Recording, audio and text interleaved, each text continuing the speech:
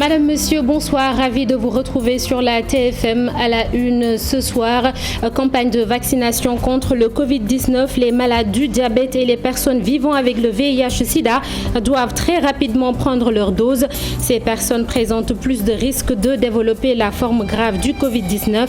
Des spécialistes détailleront ces risques dans le journal. Aucun commerçant n'a le droit d'augmenter le prix du sucre cristallisé. Momar Ndao, président de l'Association des consommateurs du Sénégal, demande aux citoyens de dénoncer toute hausse. Depuis quelques jours, le prix de ce produit a grimpé sur le marché. Après avoir résisté pendant 85 ans, l'immeuble du marché Sandaga ne sera bientôt qu'un tas de pierres et de poussière. La démolition de l'édifice a été entamée hier.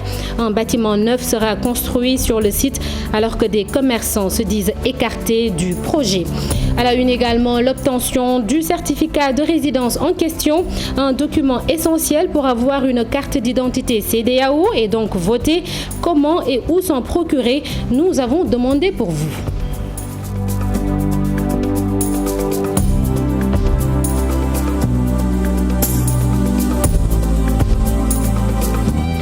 Bienvenue sur la TFM, merci de nous choisir pour vous informer. Les diabétiques sont appelés à se faire vacciner contre le Covid-19. Seul moyen à ce stade d'éviter la forme grave de la maladie et d'en décéder. Cet appel est du professeur Abdoulaye Leye, endocrinologue et chef du service de médecine interne de l'hôpital de Pikine. Il révèle par ailleurs qu'il y a beaucoup de cas asymptomatiques chez les patients diabétiques. Le professeur Abdoulaye Leye s'exprimait lors du point du jour au ministère de la Santé.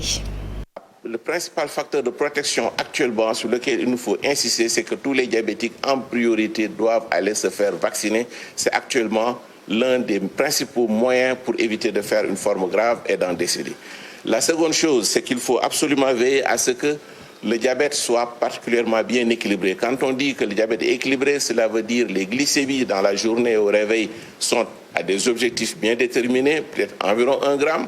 Ça dépend de chaque patient, mais surtout l'hémoglobine glycée qui est aux alentours de 7%. Mais cela, c'est simplement dire aux patients diabétiques de veiller à continuer sa consultation régulière avec son médecin traitant pour être sûr que le diabète est bien traité, le traitement en adéquation avec les niveaux de glycémie qui correspondent à ce qu'on appelle équilibre. Puisque quand la COVID-19 survient chez un patient diabétique qui est bien équilibré, pratiquement il a les mêmes risques ou les mêmes pronostics que le sujet qui est non diabétique. Mais il est important aussi de savoir que le sujet diabétique ne fait pas les mêmes symptômes de Covid-19 qu'un sujet non diabétique, surtout en ce qui concerne les infections respiratoires. Mais cela, nous le savions déjà avant même l'avènement de la Covid-19. Peut-être qu'entre autres choses, il y a peut-être l'infection Covid-19, c'est une augmentation de ces glycémies du jour au lendemain sur quelques jours, voire plusieurs semaines, alors que jusque-là, le sujet était équilibré, ses glycémies étaient normales, il prenait son traitement, il fait son sport, il n'y a pas d'écart de régime. Et malgré tout, chaque matin où il remarque que les glycémies augmentent, il commence à aller pisser beaucoup et ça se répète sur plusieurs jours. Même demande formulée à l'endroit des personnes vivant avec le VIH-Sida. La vaccination est essentielle, quel que soit le niveau de charge virale.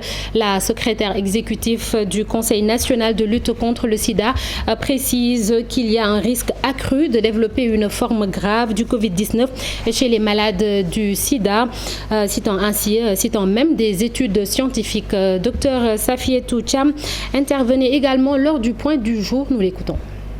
Les données scientifiques sur les effets cliniques de la COVID-19 chez les personnes vivant avec le VIH ont été étudiées et nous avons remarqué qu'il y a un risque accru de développer une forme grave de COVID-19 chez les personnes vivant avec le VIH.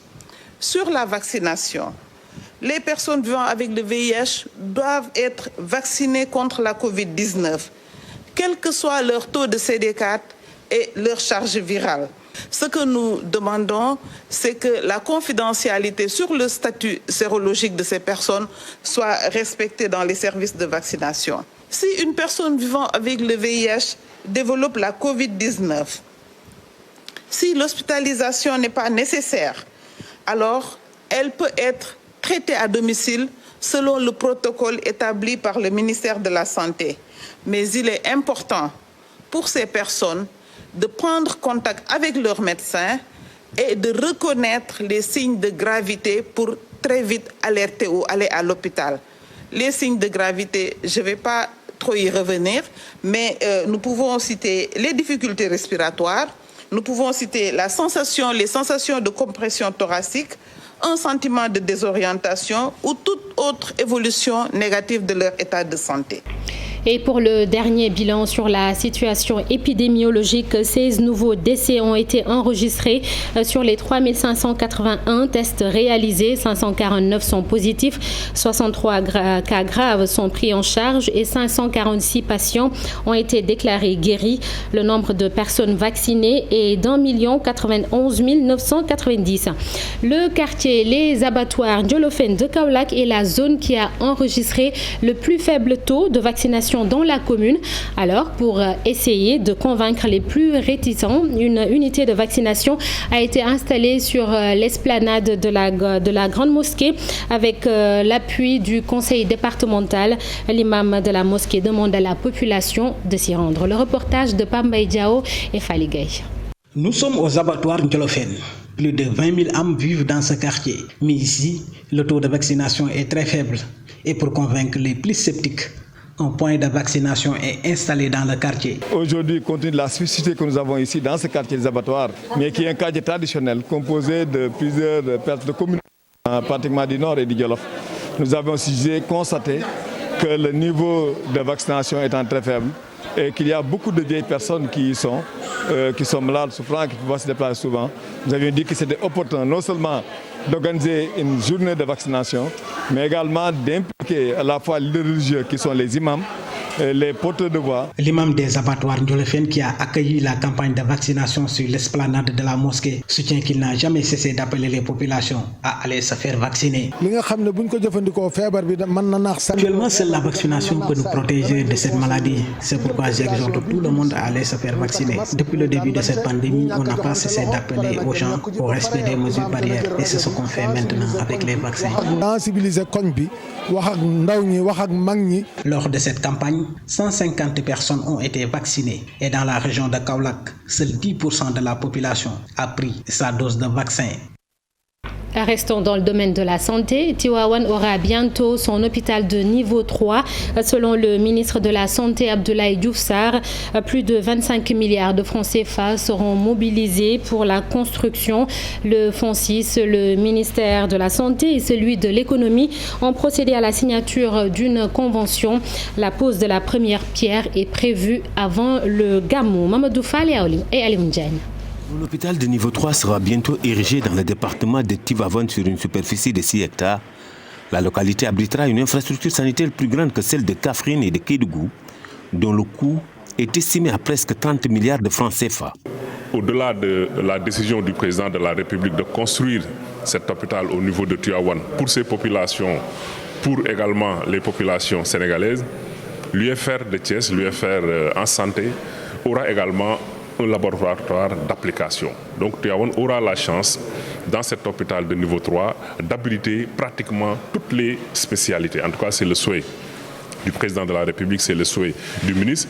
C'est des souhaits qui viennent répondre, en tout cas, à une demande du Khalif général des Tijanes. Le coût sera au-delà des coûts de construction des hôpitaux de Kédougou et de Kaffrine. Ce qui veut dire que ça va aller au-delà des 20 milliards, parce que c'est l'hôpital de Kédougou qui avait quitté 22 milliards, l'hôpital de Kaffrine 16 milliards. Donc certainement, on sera entre 20 et 30 milliards pour la construction de cet hôpital dans les 2 ans à venir. Les travaux vont démarrer d'ici tôt. La pose de la première pierre est même prévue avant le Gamou. Nous ferons en sorte que les attentes du ministère, les attentes du président de la République, les attentes des populations et des autorités locales soient complètement remplies. Le ministre de la Santé exige le respect des délais. Pour lui, les populations sont pressées d'avoir cette infrastructure sanitaire. J'exhorte les équipes à redoubler d'efforts pour que nous soyons au rendez-vous. Je pense effectivement à la problématique du délai. L'hôpital, une vieille doléance des autorités religieuses, est désormais entamée. L'infrastructure va servir de centre d'expérience aux nombreux professeurs et étudiants basés dans la localité. Le ministre de la Santé, celui de l'économie et du plan ont procédé à la signature de la convention. Merci Mamadou Fall. Pénurie d'eau dans certains quartiers de Saint-Louis depuis 2 jours. Un dysfonctionnement survenu lors du changement d'un tuyau défectueux. Des camions-citernes ont été déployés dans toute la ville pour soulager les populations. Ibrahima Marina Sall, directeur régional de CNO, est interrogé par Ousseynou Diop et Habib Seck.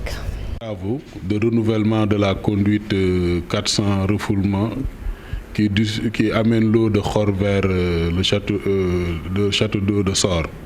Cette conduite était vétuste, on devait la remplacer. Et le mercredi passé, on a fait des travaux là-dessus pour la remplacer. Et suite à ça, à la remise en service, on a eu aussi des problèmes qui sont survenus, indépendants du raccordement même, mais qui est lié à des appareils de régulation sur le réseau. C'est ça finalement qu'on a eu à faire ces travaux-là cette nuit pour pouvoir régler la situation. On espère bien que d'ici ce soir, l'eau va revenir à la norme. L'accompagnement, c'est les citernes. On avait des citernes 6 au total qui étaient au niveau de la région. Et hier nuit, on a fait une demande de renfort. Et ces camions-là, 4 camions citernes sont en route pour venir sur Saint-Louis. La raréfaction du poisson est toujours une réalité, surtout en cette période d'hivernage. Des pêcheurs sont contraints d'aller encore plus loin en mer pour ne pas ramener des filets vides. À Soumbédioune, pêcheurs, revendeurs ou encore écailleuses de poissons pointent du doigt la présence massive de bateaux étrangers. Et la première conséquence, c'est la cherté du produit. Le reportage d'Habib Faye et Modou Diop. Les pêcheurs contraints d'aller toujours plus loin en mer pour trouver du poisson devenu rare. À Soumbédioune, le produit est presque introuvable. C'est à cause des bateaux. Les bateaux gâchent la mer, quoi. Parce qu'ils amènent beaucoup de quantités de poissons qui ne sont pas mangeables, et puis ils le jettent. Oui, les poissons qui devaient se reproduire. Concernant les filets, ils ne peuvent pas trier. Bon, ils balayent tout. Après, ils les tuent. C'est pour cela. Pour ces pêcheurs, la présence de navires étrangers est à l'origine de cette situation. Ça se voit quand le poisson devient rare. Le poisson, ça devient très rare. On ne peut même pas avoir de quoi sortir le frais qu'on avait amené. Pour pêche du jour, on peut aller jusqu'à 30 km. Ou bien 40. Conséquence de cette rareté, l'augmentation du prix du poisson qui passe presque du simple au double. Les clients n'ont pas beaucoup d'argent, le poisson est devenu très cher, raison pour laquelle ils ne peuvent pas beaucoup donner. En période d'hivernage, le poisson se fait rare, raison pour laquelle nous n'avons pas beaucoup de bénéfices. Cette saison de pluie-là, le poisson l'a diminué. Par rapport s'il n'y en a pas de... Actuellement, il n'y en a pas beaucoup de poissons. Les poissons fuient quand la mer est très agitée. Les pêcheurs sont obligés d'aller en profondeur pour avoir le produit en masse et ça pose d'énormes problèmes. Mais pour nous, ça pose problème. Avec l'augmentation du prix du poisson, le panier de la ménagère risque de prendre un sacré coup quand on sait que le prix de certaines denrées, telles que l'huile et le sucre, a connu une hausse. Et justement, pour donner un coup de pouce à la production halieutique, une épave de bateau sera immergée en mer. Le vieux navire offert à l'État par la coalition des acteurs de la pêche du Sénégal va servir de récif artificiel. La cérémonie de remise de cette épave s'est déroulée au port de Dakar. Le reportage de Fatou Bintou Conté et Diafaraba. Permettre une meilleure régénération du poisson et lutter contre la pêche illicite, la coalition des acteurs de la pêche du Sénégal vient d'offrir à l'État une épave de bateau d'une valeur de plus d'une dizaine de millions. La pêche reste parmi les piliers les plus importants de notre économie nationale. C'est pourquoi l'État lui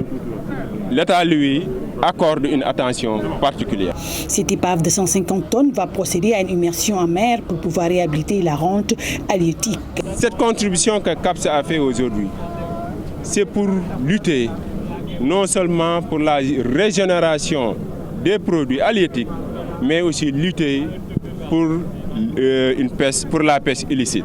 Avec la raréfaction des produits halieutiques constatée, ce bateau offert par les pêcheurs à l'État devient une aubaine dès lors. Qui nous a amenés ici aujourd'hui pour recevoir le don d'un bateau totalement nettoyé pour procéder à une immersion dans le cadre de la politique de régénération et de réhabilitation des récifs, en tout cas de mise en place de récifs artificiels. Restaurer ou de réhabiliter la rente halieutique, de tout faire pour lutter contre toutes les pratiques qui aujourd'hui font que le Sénégal vit, comme les pays de la sous-région, régulièrement des problèmes de ressources, de rareté de la ressource. Pour la régénération du poisson, une opportunité est offerte avec ce bateau pour accroître la ressource halieutique. D'autres produits de première nécessité ont connu une hausse, c'est le cas du sucre cristallisé. Et pourtant, les commerçants n'en ont pas le droit. Selon l'ASCOSEN, le président de l'association demande aux consommateurs de ne pas hésiter à dénoncer les contrevenants. Momar Ndao était l'invité de la matinale. Le voici avec Marcel Farba Maroun. Il n'y a pas d'augmentation officielle. Le prix du sucre est toujours le même au niveau donc, de tous les stades de commerce. Ce qui se passe, c'est qu'avec la livraison qui ne fait pas face à la demande qu'il y a aujourd'hui, parce qu'il y a des rumeurs de pénurie, donc les gens augmentent leurs achats, ceci a entraîné une tension sur le marché. Et quand nous avons saisi l'administration aussi a décidé de demander à la CSS d'augmenter les livraisons pour pouvoir faire face. Maintenant, il faut que l'on continue dans le sens de dire que personne n'a le droit d'augmenter le prix du sucre. Et que donc nous appelons tous les consommateurs à signaler toute augmentation de quelque nature que ce soit sur les prix des produits de première nécessité, afin que donc les services compétents puissent faire leur travail et les verbaliser pour arrêter la spéculation. Les travaux de démolition du vieil immeuble du marché Sandaga ont démarré. Des décennies d'histoire sous les décombres, 85 ans plus précisément. Un bâtiment identique à l'ancien sera reconstruit sur le site. Malgré tout, l'association des commerçants Ande Tahaou Sandaga se dit écartée du processus. Le reportage sur place de Marcel Farba Maroun et Diafaraba. La démolition du bâtiment 6 au marché Sandaga a débuté dans la nuit du jeudi 12 août 2021. Pour les commerçants présents sur ou aux alentours de ce site historique, l'on déplore le manque de communication avec les autorités. Conséquence, l'incompréhension à leur niveau est à son paroxysme. Depuis 2 ans, 1 an et demi. Depuis un peu plus d'1 an, nous ne savons plus sur quel pied danser. On nous a exclus du processus depuis le 2 août 2020. Nous avons respecté nos engagements et nous attendons toujours une réaction de l'État. On demande donc au maire de Dakar Plateau, qui nous a récemment rencontrés, d'aller au bout de son engagement lui aussi. Que cette démolition soit achevée et que nous ayons un bâtiment neuf. L'on parle désormais d'une reconstruction identique d'un coût de plus de 7 milliards de francs CFA et d'un projet piloté par la mairie de Dakar Plateau. Après avoir quitté le chef de l'État qui avait promis de reconstruire et le marché Sandaga et pour désencombrer le centre-ville, il avait promis un centre commercial de R+4 avec toutes les commodités qui devait récupérer tous les marchands ambulants tout autour et qui pourraient s'engouffrer. C'était pour désengorger, ensuite pour une fluidité de la circulation. Bon, il avait dit qu'il le ferait sur fonds propres. Le coût était estimé à 5 milliards et que AGETIP devait assurer les travaux. Bon, pendant 3 mois, on a travaillé avec tous les démembrements de l'État. Un plan consensuel était sorti pour la reconstruction du marché. On l'avait adopté, on avait restitué les travaux à la Chambre de commerce. Alors, c'était en septembre 2019. Alors, on attendait le démarrage des travaux. Est-ce que le délai de reconstruction sera respecté? Est-ce que le bâtiment sera identique? Va-t-on le restituer aux ayants droit? En attendant des réponses à ces interrogations, l'association Ande Tahaou Sandaga attend des résultats concrets de ces travaux avant d'approuver quoi que ce soit, elle qui, dans le passé, a tellement fait face à des promesses non tenues de la part des autorités. Merci Marcel. Un autre bâtiment historique mais qui résiste encore au temps, l'hôtel de ville de Dakar, vieux de 107 ans. L'ouvrage classé patrimoine historique a été récemment réhabilité à hauteur de 800 millions de francs CFA. Un nouveau toilettage après ceux de 1963 et 1965. Une visite guidée dans les locaux de l'hôtel de ville de Dakar avec Ibou Diouf et Pape Sangone Mbaye. Ce bâtiment qui refait peau neuve occupe une place de choix dans le patrimoine architectural sénégalais. L'hôtel de ville de Dakar méritait une attention particulière du fait de son caractère historique. Construit depuis 1910, au fil des années, la réhabilitation s'imposait. C'est un bâtiment qui date du siècle dernier. Sur ce même site, il y avait même les frères du Saint-Esprit qui logeaient. Et donc le chef de la côte, le Boudalor, avait pris ce site et l'avait mis à la disposition de l'administration coloniale qui a décidé d'ériger l'hôtel de ville. Il a été construit en 1910, je crois qu'il a été inauguré en 1914 et puis il a 100 ans. C'est très important. Vous savez, une ville, elle a son identité. Elle a ses bâtiments qu'il faut préserver. À chaque fois qu'un touriste vient à Dakar, je pense que ces bâtiments sont visités. Dans le but de conserver l'identité culturelle de la ville et de promouvoir la valeur historique, les autorités ont pensé à l'image de l'hôtel de ville. Si vous visitez le code des collectivités, la préservation et la surveillance des bâtiments et sites historiques est une compétence transférée de la ville. Donc, à l'image de la gare qui a été aussi réhabilitée par l'État du Sénégal, la ville de Dakar a procédé à la réhabilitation de l'hôtel de ville. Il s'agissait là de réhabiliter ce pont de l'histoire du Sénégal et de valoriser les savoir-faire locaux en matière de gestion du patrimoine. C'est la plus grande fierté. Donc, je peux vous dire que pour ce bâtiment, c'est essentiellement des artisans locaux qui ont eu à faire ce travail. Et donc, plusieurs professions se sont mobilisées pour ce bâtiment. Les principaux travaux, c'était déjà de s'approprier de son existence, de son histoire. Parce qu'on ne fait pas de réhabilitation sans savoir comment le bâtiment a été construit et pourquoi il a été construit comme ça. Ces travaux de réhabilitation de l'hôtel de ville de Dakar ont duré près de 10 mois et ont mobilisé 500 ouvriers sénégalais répartis en 14 corps de métier. Ce savoir-faire des artisans et de leurs compagnons est une composante indissociable de l'héritage que représente le patrimoine sénégalais.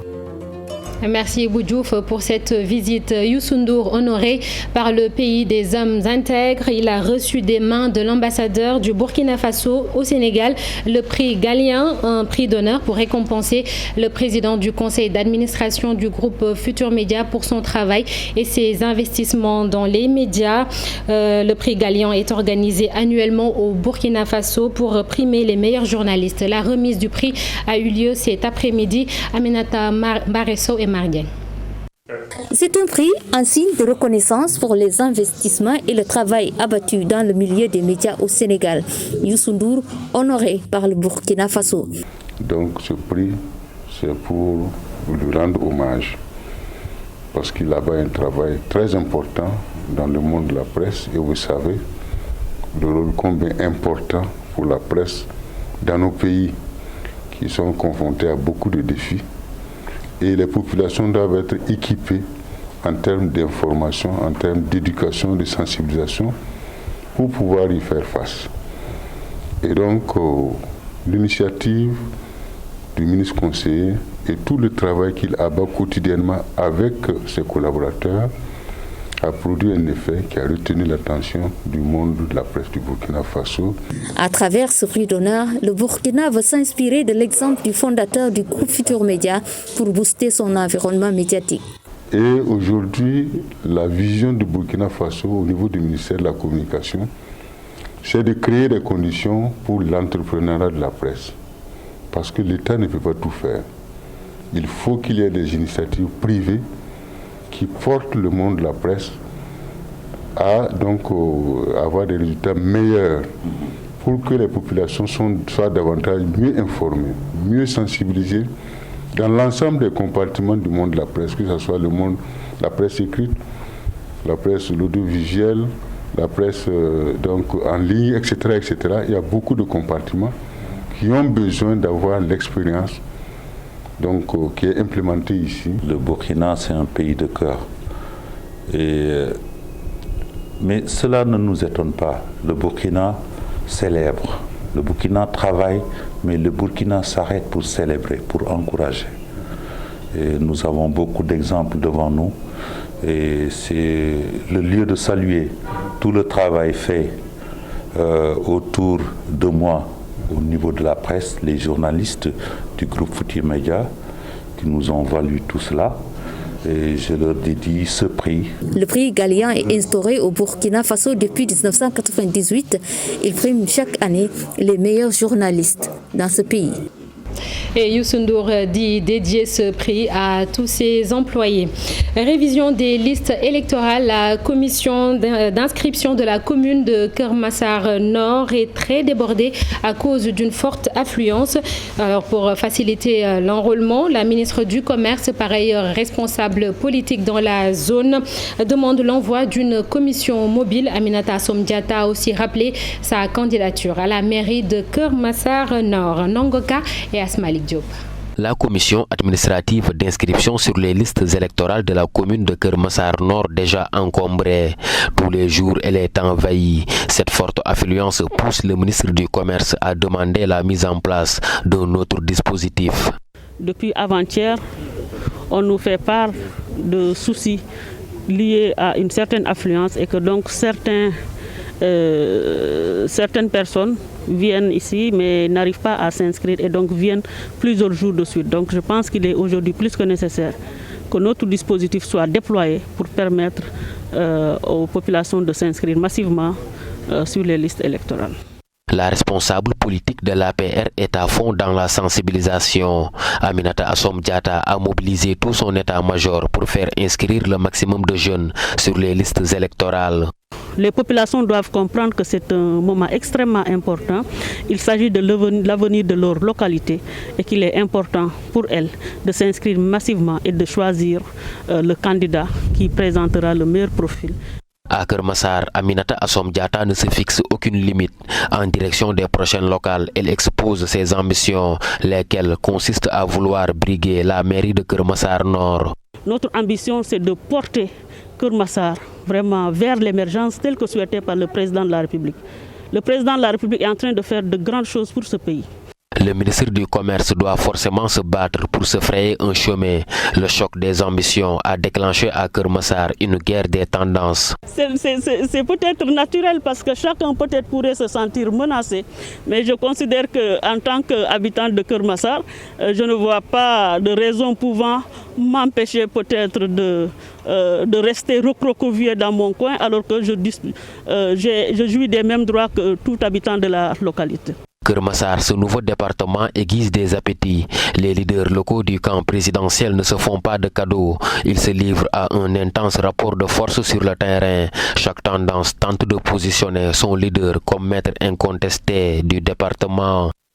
Un document essentiel pour avoir une carte d'identité CEDEAO, donc pour voter, un certificat de résidence. Alors, qui doit délivrer ces certificats de résidence et comment?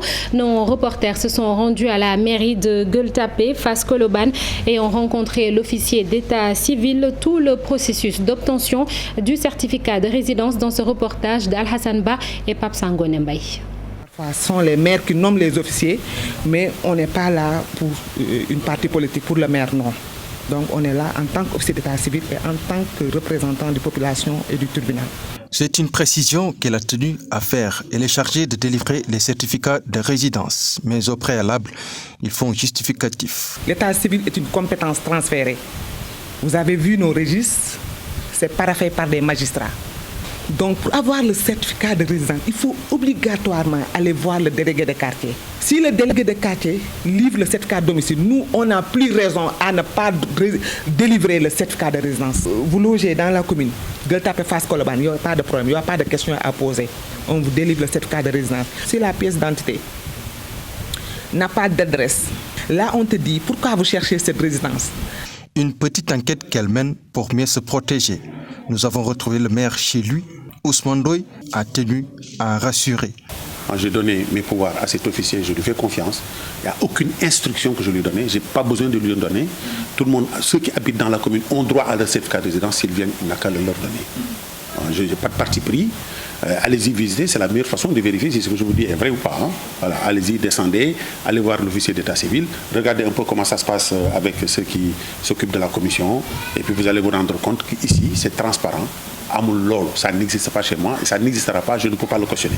Donc je ne suis pas là politiquement. Oui, c'est une précision. Donc, toute personne qui vient, tu auras un certificat. C'est pour cela, depuis lors, notre commune est très complexée. Mais vous avez vu, il n'y a pas de bruit ni rien. Vous n'avez pas encore... Non, non. Et on ne l'aura pas. On ne l'aura pas. Parce qu'il n'y a pas d'influence de travail ici. Personne ne nous influence. Le maire, lui, donc depuis, il gère ses affaires. Nous, on gère notre état civil. Franchement parler. La délivrance des certificats de résidence continue de créer des polémiques dans différentes localités. Ici à Fan, Gueule Tapée, Koloban, le maire et l'officier d'état civil disent faire de leur mieux pour se conformer à la loi. Voilà, vous savez tout. Donc, à présent, ce communiqué du ministère du Travail, du Dialogue social et des relations avec les institutions. Le lundi 16 août, suivant la fête légale du 15 août, l'Assomption n'est pas fériée. Le ministère rappelle qu'en vertu de la loi numéro 74-52 du 4 novembre 1974 relative à la fête nationale et aux fêtes légales, le lundi suivant une fête légale n'est férié que quand les fêtes légales de la Korité et de la Tabaski tombe un dimanche. Lundi, donc, tous au travail. Sport CAN de football 2021. En attendant le tirage au sort prévu le 17 août à Yaoundé, la Confédération africaine de football a publié ce vendredi le calendrier de la compétition qui aura lieu du 9 janvier au 6 février 2022 au Cameroun. Le match d'ouverture se jouera le dimanche 9 janvier au stade Olambé de Yaoundé à 16h GMT. 5 villes ont été retenues pour accueillir les 52 matchs. Le comité exécutif de la Fédération sénégalaise de football passe de 23 à 31 membres. On note ainsi l'arrivée de Louis Lamotte, Mbaye Diouf Dia, Amara Traoré, entre autres. Les acteurs du consensus autour de Maître Augustin Senghor étaient au Centre international de conférence Abdou Diouf de Diamniadio pour la réforme des textes du football sénégalais. Cheikh Tidiane Diao intègre le comité exécutif de la Fédération sénégalaise de football. Mbaye Diouf Dia, qui a siégé, effectue également son retour dans ce comité exécutif. Il en est de même pour l'homme d'affaires Eliman Lam, du président de la Linguère de Saint-Louis Amara Traoré et du président de Teungueth FC Babacar Ndiaye, entre autres. El Hadji Ousseynou Diouf, lui, est confirmé au poste de conseiller spécial du président de la Fédération sénégalaise de football pour les équipes nationales. Le comité exécutif, dans le cadre des lignes directrices de la démarche consensuelle, a mis en place une commission chargée de la révision générale des textes de la Fédération sénégalaise de football. Elle est composée de Thierno Kosodiané, président, Pape Sidi le rapporteur, Abdoulaye Cissé et Victor Sis. La commission sera chargée de proposer les termes de référence de la feuille de route et de proposer la composition du groupe d'experts chargé de la révision générale des textes du football sénégalais. Merci beaucoup, Cheikh Tidiane Diao. C'est la fin de ce journal. Merci d'avoir été avec nous. Restez sur la TFM. Dans quelques instants, la dernière partie de Soir d'Info avec Mohamed Ali Mouba qui reçoit Samba Faye, enseignant-chercheur en sciences de gestion. Quant à moi, je vous souhaite une très bonne soirée. À demain.